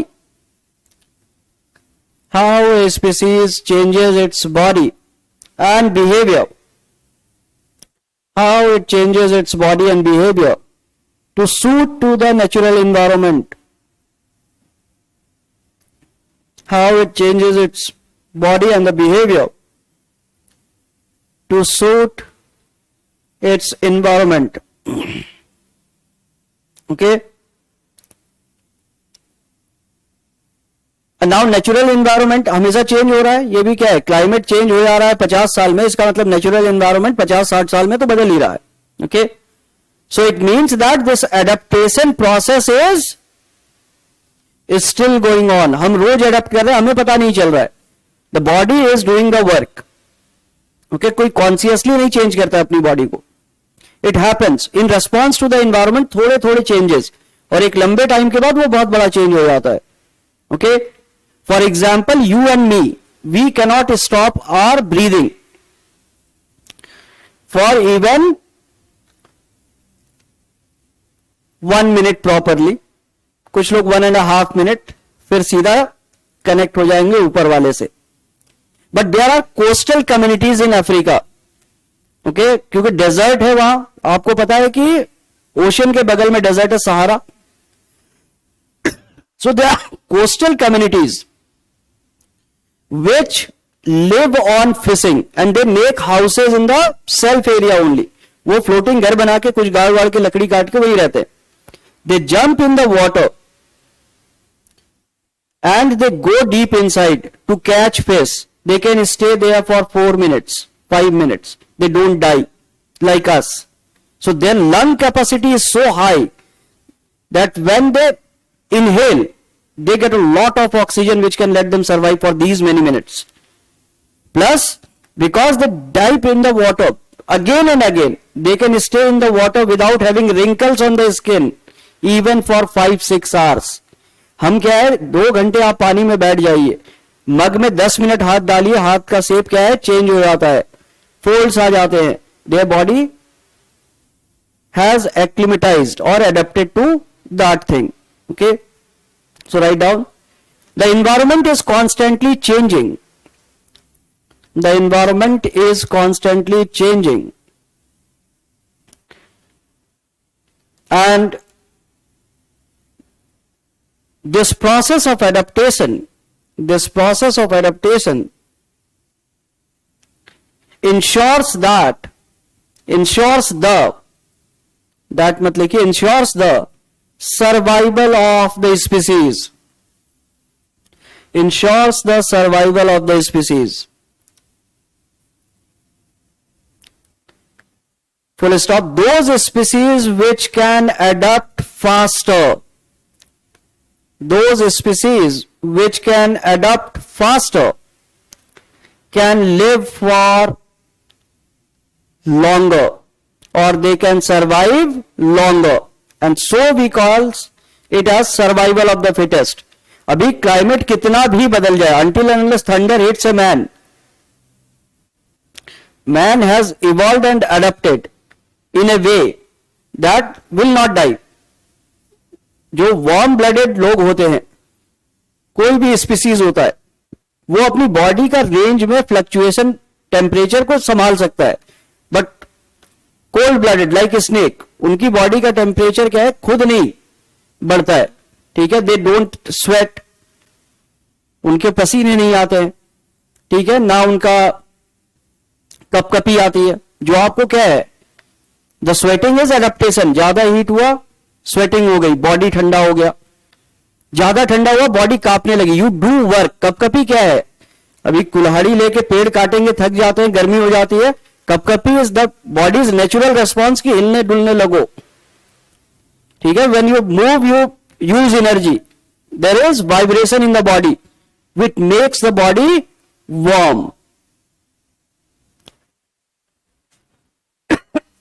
okay, सभी को क्लियर है? Renu, Nishant, Govind, Shikha, Abhishek. Okay, now will look at types of adaptations.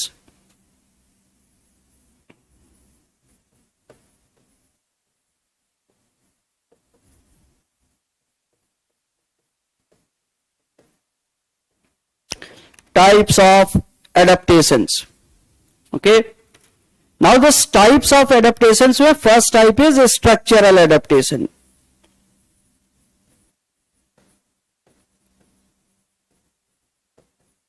And look at the previous year questions, you'll discover that this is one topic which has got many questions. बहुत सारे question पूछे गए. Great, समझ में आना चाहिए. Okay, now structural adaptation. अब structure किससे रिलेटेड है? हमारा स्ट्रक्चर कैसा है? 2 भवें हैं, आंख है, नाक है, मुंह है. ठीक है, so structural adaptation is related to some structure, like for skin का कलर बदल जाना. ठीक है, हाँ रेनू बेटा, sorry.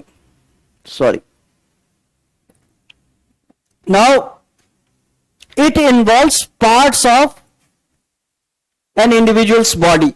Okay, the changes that happens to the parts of individual's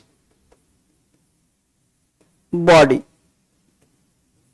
इसे हम स्ट्रक्चरल एडेप्टेशन कहते हैं. ठीक है, so write down the definition.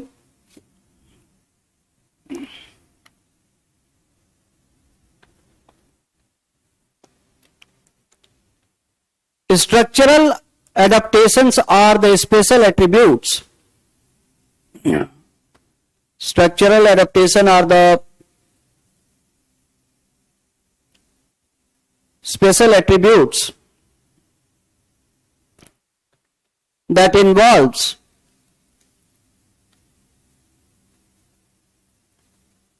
parts of individual's body,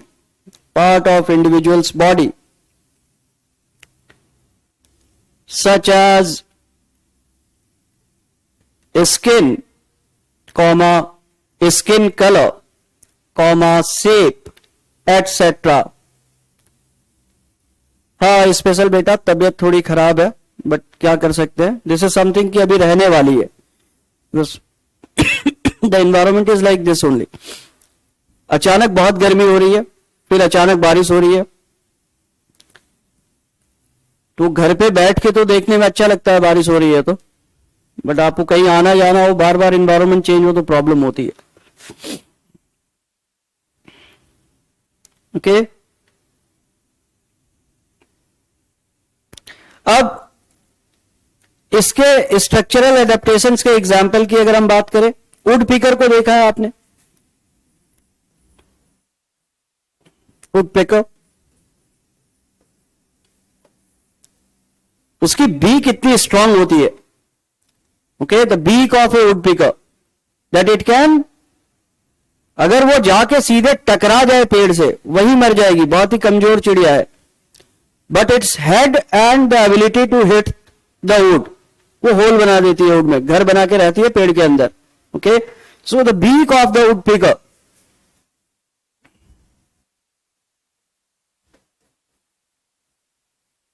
trunk of an elephant,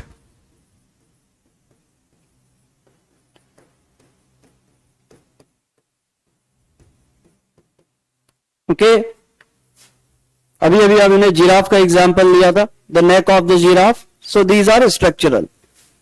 next is physiological. Second one is physiological, तो जो structure में है.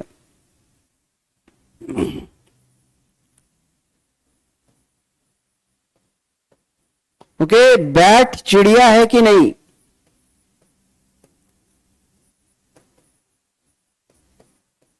कितनों को लगता है बैट चिड़िया है? चमगादड़ चिड़िया है? Is bat A bird?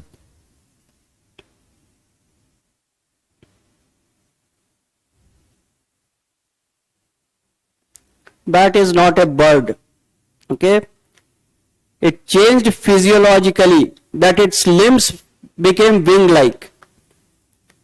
ठीक है, बैट का जो ये हमारे जो हाथ हैं वही उसका पंख है, तो that is not a bird. ठीक है, बैट बर्ड नहीं है. हाँ भव्य बेटा, इट इज अ मैमल. ठीक है, तो लिम्ब्स जो है उसके पंख में कन्वर्ट हो गए. Survival. Okay, now physiological adaptation. Now physiological मतलब changes inside the body. Here some biochemical reactions are happening.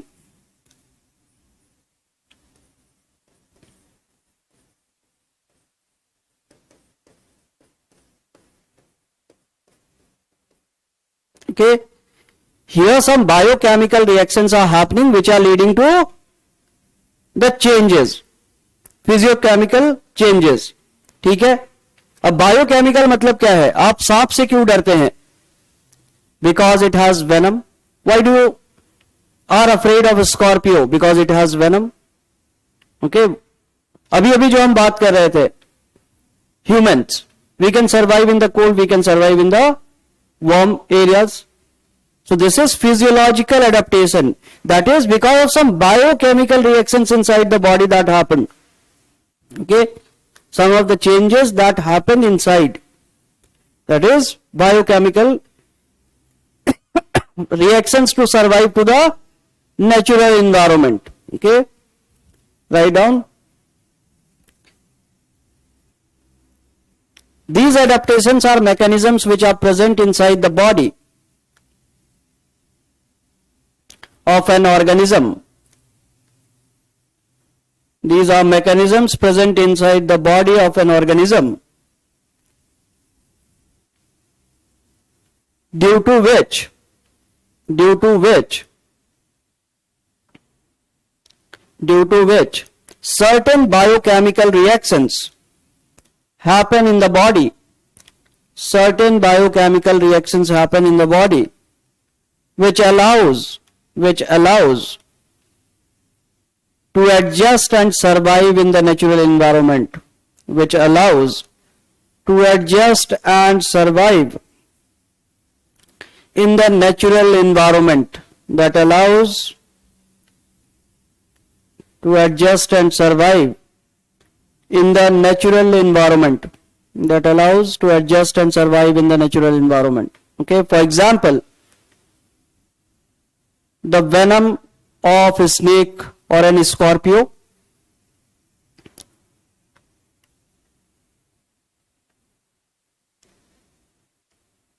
okay,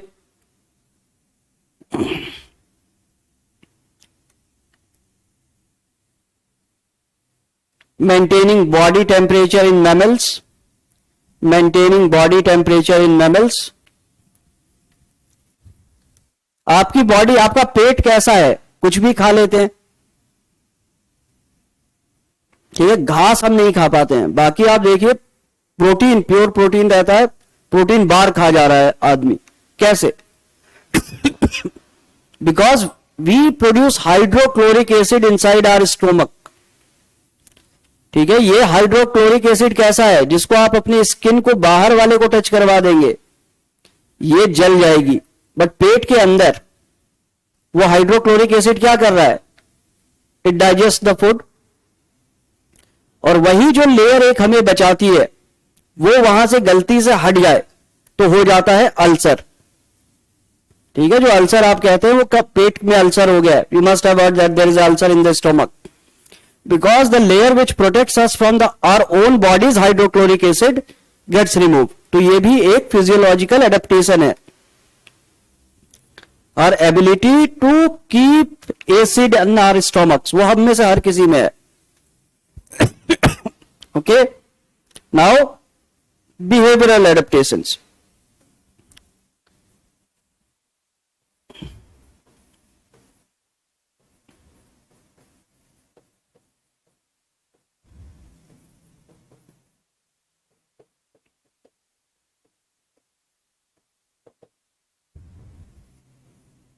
behavioural adaptations, हाँ रेनू बेटा बिल्कुल, the mucus layer.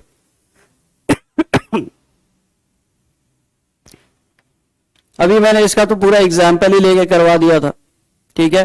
Behaviour of the animal like what, अभी किसी चिड़िया को कौन बताता है कि इंडिया जाओ तो इजी होगा, migration, it is behavioural, okay, you migrate from one place to another, कि यहां ठंडी हो गई, चलो यहां से निकलते हैं, अभी रहने लायक नहीं है, will come back later, okay. Siberian crane, वो रशिया से उड़ती हुई आ जाती है यहां, okay. So write down, these are the ways a particular organism behaves.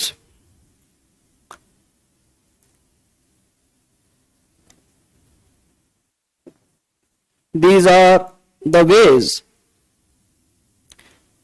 a particular animal behaves. A particular animal behaves to survive in its natural habitat. To survive in its natural habitat. In its natural habitat. Okay? इसमें क्या है, migration है, आप उस जगह से कुछ समय के लिए चले जाते हैं, you have hibernation, cold season में आप क्या है, जो इनएक्टिव हो जाता है, छुप जाता है, उसे हम हाइबरनेशन कहते हैं। समर्स में जो हो जाते हैं उन्हें हम एस्टिवेशन कहते हैं, ओके। तो ये हम देखेंगे आगे।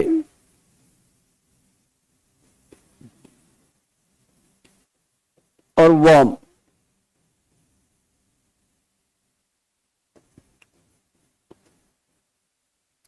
okay, so we'll see all these. लेकिन यूपीएससी क्या है कि डायरेक्टली ये तो पूछती है हाइबरनेशन, एस्टिवेशन, ये आसान question, but now we know that it has been changing pattern. Okay, the type of question that it were using, usually पहले क्या पूछती थी, माइग्रेशन क्या है, हाइबरनेशन क्या है, एस्टिवेशन क्या है, बिहेवियरल एडेप्टेशन क्या है. नाउ दे आर इनटू कि if will be in a desert, what are the things that those animals will be having. अब आपको 4 टाइप के एडेप्टेशन का नाम लिखा अलग अलग, एंड सेड कि डेजर्ट टाइप ऑफ क्लाइमेट में क्या होगा ये बताइए, या फिर कोल्ड क्लाइमेट में क्या होगा. So because such type of questions are being framed, and in future they will more in number, will look from the perspective of the ecosystems, adaptations from the perspective of ecosystems. That is what will start now. Okay, so we'll start with the deserts.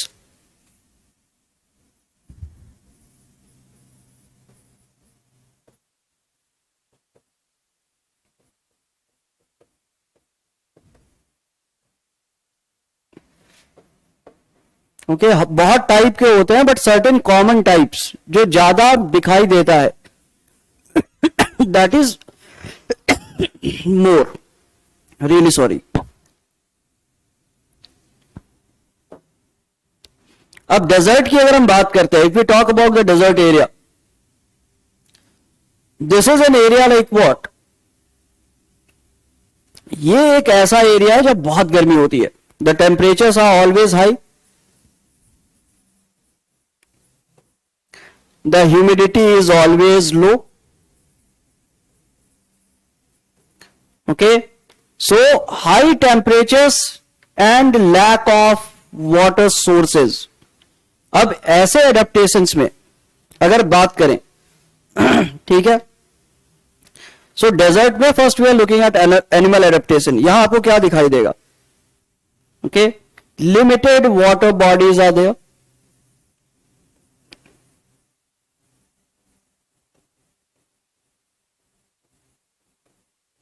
Okay, while dealing with biome also कुछ कुछ हमने देखा है, ठीक है, इनके बारे में हमने बात की थी. ओके, सो यहां एडेप्टेशन कैसा कैसा होगा.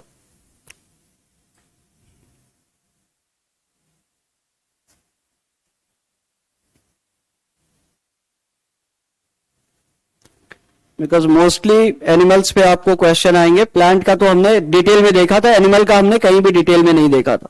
Okay, plant we had seen, bio हम जब पढ़ रहे तो प्लांट्स पे हमने बहुत फोकस किया. Okay, and that is what mains में भी उसी पे ज्यादा फोकस करके आपको लिखना है, एनिमल का कुछ कुछ लिखना होता है. सो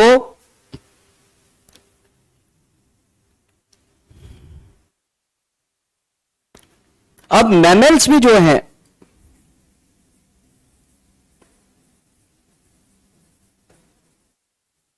अब स्वेटिंग कैसी मैकेनिज्म है टू कूल योर बॉडी. आपको लगता है कैमल की बहुत स्वेटिंग होनी चाहिए, फिर स्वेटिंग होती है कैमल को, बहुत सारी. मैमल है, ब्लड वाला तो मैंने बताया था. टेल मी, स्वेटिंग होती है? How many of you are aware? Renu, यो आपका तो सब्जेक्ट है, बताइए.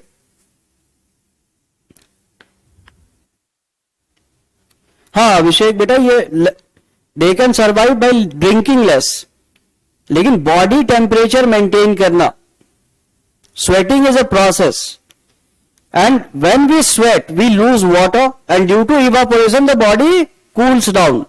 But if you look at camel, वो तो बैठता भी किस पे है, गर्म सरफेस पे, खड़ा भी गर्म सरफेस पे, सराउंडिंग बिल्कुल गर्म, हवा बिल्कुल गर्म. So the camels don't sweat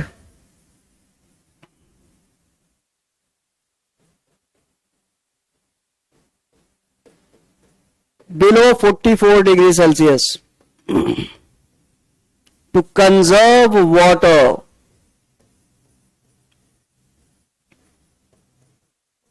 In the body. This is a big animal. पानी का सोर्स है ही नहीं, limited water body, and its own body is big. अगर वो हमारी तरह पानी पीना पड़ता उसको, या हमारी तरह स्वेटिंग होती, तो डिहाइड्रेशन से ही मर जाता. So they don't sweat. Okay,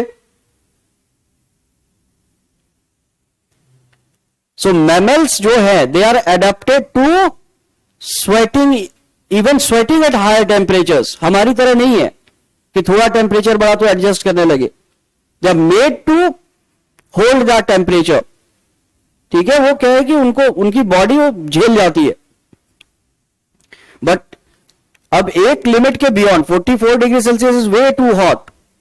तब क्या है कि बॉडी अपने आप को मेंटेन करने के लिए स्वेटिंग करती है. Okay, now cold blooded animals,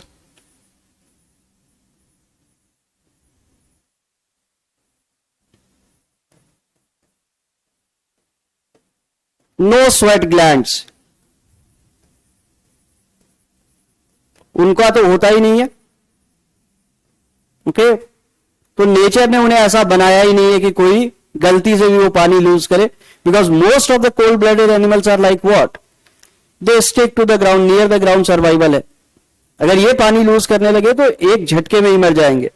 okay, they rely on the external environment. तो उनका कैरेक्टरिस्टिक कैसा होता है? They adopt to the nocturnal life.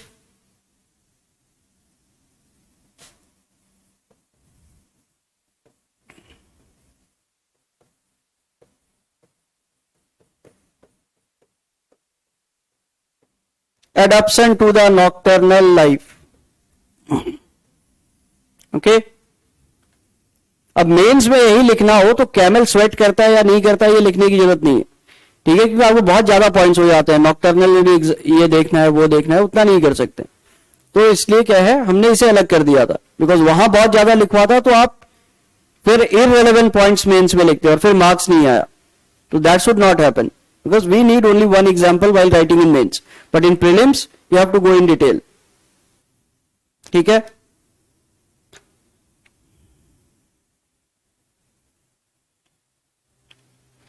Now यहां डेजर्ट का कैरेक्टरिस्टिक कैसा है? Nights are very cold,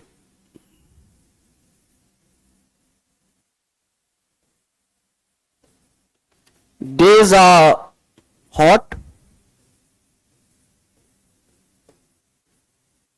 so nocturnal life में भी आपको समझना है कि ऐसा नहीं है कि अंधेरा दिखाई दिया और दौड़ के निकल लिए, मजे में अब सब फ्रीडम है. So there is a regulation which looks forward to twilight hours. ठीक है, during dawn and dusk they are most active. So some animals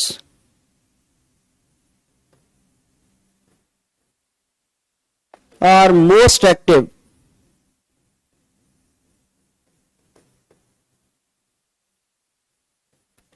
during dawn and dusk. ठीक है, तो सिर्फ गर्म नहीं होती है ये जगह. आपने देखा होगा रेगिस्तान में, जब भी आप रात का देखिए कोई भी मूवी जहां रेगिस्तान की है, लोग आग जला के बैठे होते हैं. So nights are very cold. The temperatures can reach -5 degree Celsius. During day time it can be 50 degree Celsius. Okay, so the twilight zone जहां सबसे सेफ होता है, ना ज्यादा गर्म ना ज्यादा ठंडा. Okay, so they are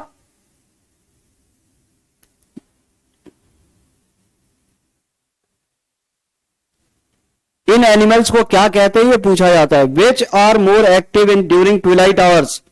they are crepuscular animals. Such animals are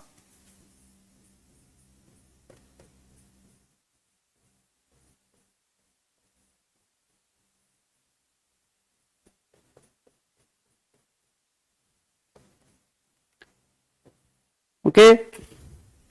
Nocturnal is simply active during the night. सांप, चूहे, fox in the desert, they are active during night. But many of the animals, they wait for that twilight zone, that is crepuscular animals. Okay, तो ये term याद रखेंगे. Now a specialized mode of excretion.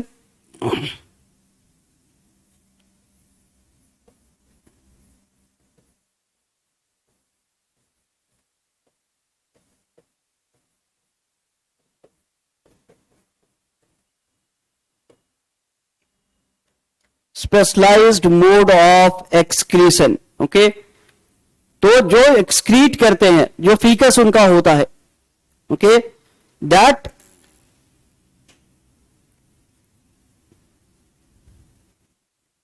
And one more property, इससे पहले मैं बता देता हूं, they are also like some of the animals are adapted to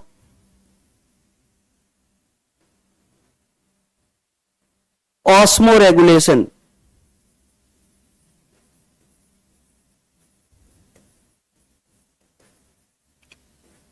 osmoregulation क्या होता है? Some animals. What is osmoregulation? Osmosis क्या होती है?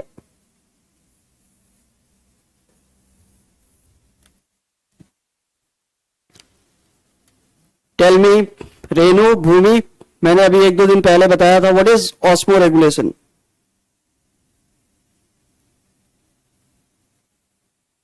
ऑस्मोरेगुलेशन क्या है? ऑस्मोसिस क्या है?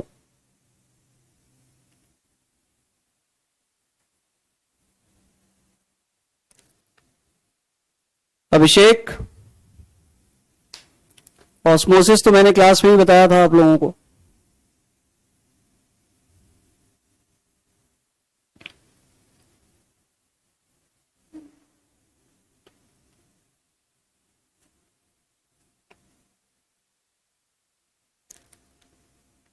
सॉल्ट या कोई भी मिनरल कॉन्सेंट्रेशन, मैंने क्या बताया था? इफ वाटर में there is more concentration of some mineral और salt, okay, and outside there is less relatively, then it will start moving in this direction, the fluid and the salt. So some of the organism, हाँ, W very good. इस बच्चे को बस याद है, बाकी बच्चे धोखा दे गए. ओके, सो ऑस्मो रेगुलेशन प्रॉपर्टी, यानी कि उनका जो हाइड्रेशन लेवल्स है, they can maintain the body fluids and everything by managing the transfer of salt and fluid. Okay,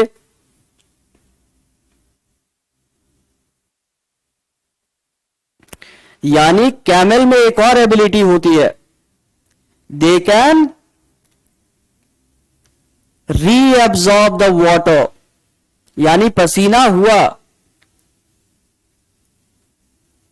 तो वो इवापोरेट हो जाएगा, जरूरी नहीं है. पूरा इवापोरेट होने से पहले क्या है, रीअब्सॉर्ब भी कर सकते हैं.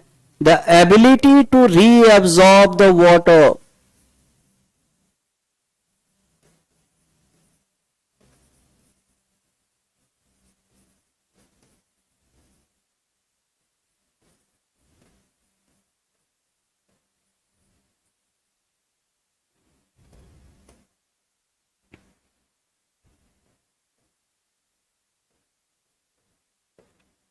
Okay, this is also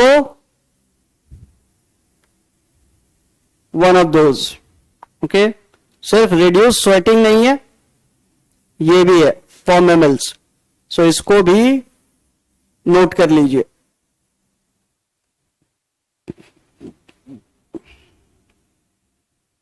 Okay, and this is not like कि पसीना आया तो खींच लिया. Okay, this is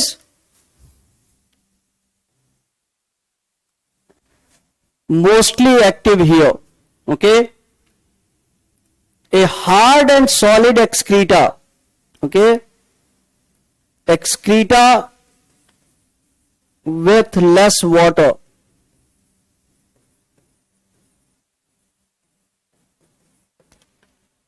Due to osmoregulation.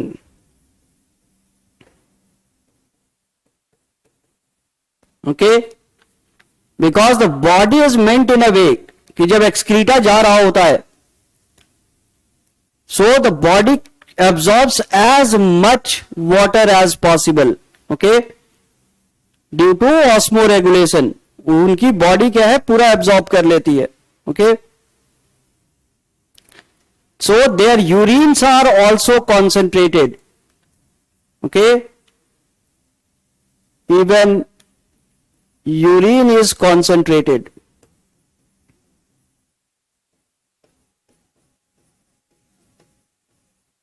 Okay, so desert mammals का यूरिन बहुत कॉन्सेंट्रेटेड होता है, बहुत थिक होता है. उसका रीजन एक ये है. Okay, and they excrete insoluble white compound. पानी सारा खींच लिया and insoluble white compound uric acid is released.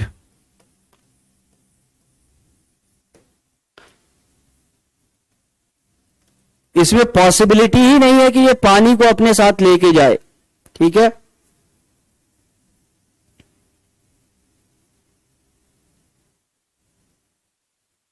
लेकिन हमारी बॉडी में क्या है, are urine contains urea. Humans में क्या होता है,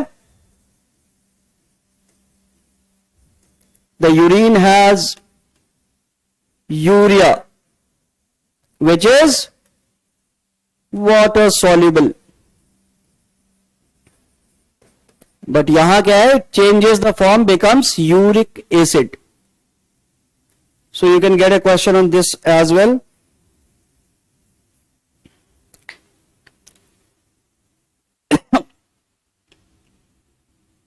And they have a specialized adaptation to suck water from plants. Okay,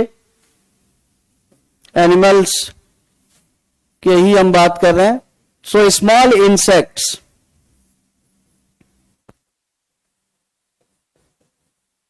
they suck water from plants.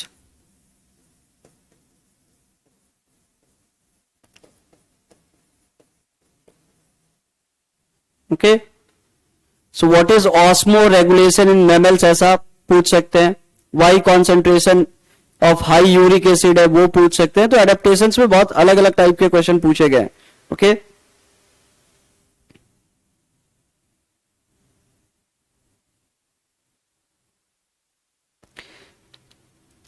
Now some external feature to regulate the heat. Okay, ये भी होता है. Foxes को जब आप देखेंगे, we call it as specialised appendages, some of the body parts. अब हम अपने कान को देखिए आप, इसका क्या काम है, हमें आदत है देखने की, तो हमें लगता है जिसके कान है वो ठीक दिख रहा है. बट इस कान का हमारे लिए काम क्या है, एक्सटर्नल वाला. Do you think it has any utility barring the beautification, जिसको हमें हैबिट हो गई है.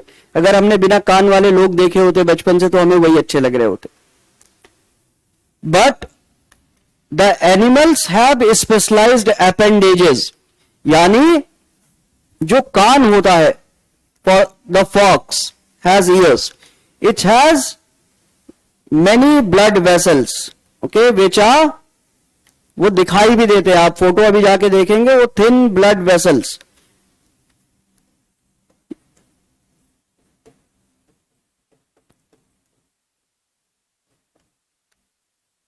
These thin vessels help in the exchange of heat ठीक है, इससे क्या है, वो हीट एक्सचेंज कर सकते हैं. The exchange of heat is possible.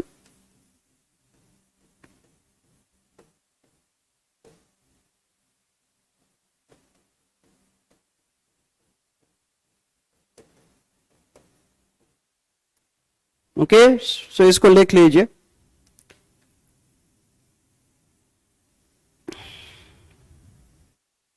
Many of the animals in the hotter parts of the world, many of the animals in the hotter parts of the world have large ears, have large ears that have a network of blood vessels, that have a network of blood vessels, that has a network of blood vessels.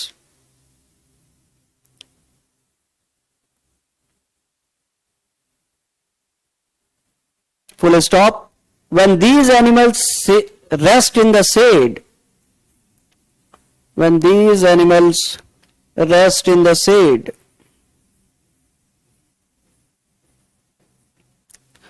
when these animals rest in the shade, their enormous ears, their enormous या large ears, their large ears dissipate the heat from their body, dissipate the heat from their body. ठीक है, thin है, by contact. यहां air जो आके चिपकेगा, हवा जो इसको लगती है, शेड में है तो वो ठंडा रहता है, तो वो हीट एयर की तरफ जा रहा है. आपका हाथ, शरीर गर्म हो जाए, आप ठंडे एटमॉस्फेयर में आए तो क्या होता है, वो हवा ठंडी है, एसी की हवा ठंडी है, इसलिए हमें ठंडा लगता है. सो बेसिकली हवा क्या कर रही है, हमारी बॉडी से टकरा के गर्म हो रही है और अपनी ठंडक हमें दे रही है. Okay, so this is also the specialised function of the animals. Okay, so I hope that everybody is like clear with this thing. So दो चीजों पे क्वेश्चन आ सकता है. Specialized advantages I don't think कि यहां तक जाना चाहिए, but still this is what has been asked. तो osmoregulation process is important. The other thing is crepuscular animals.